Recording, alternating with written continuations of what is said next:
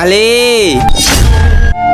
আরে ভাই আপনার হঠাৎ করে কি হয়েছে? এটা আমার বন্ধুর আলীর ঘর আর আজকে ওর বার্থডে, ওকে একটু বলাই দিবেন। আলী, হ্যাঁ কি হয়েছে?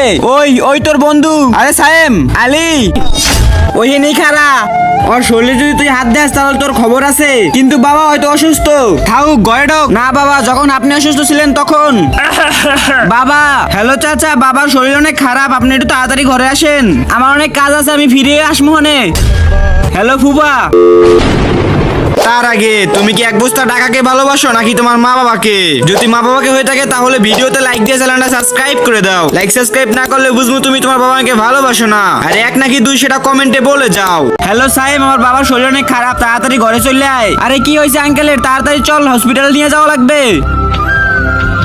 আরে বাবা, যে সময় তুমি অসুস্থ ছিলে তখন আমার বন্ধু আইছিল, কোনো ফ্যামিলির লোক না। আরে সাইম বন্ধু, আমি তোর কিছু হইতে দেবো না, তুই তাড়াতাড়ি ওঠ, হসপিটাল নিয়ে যাবো।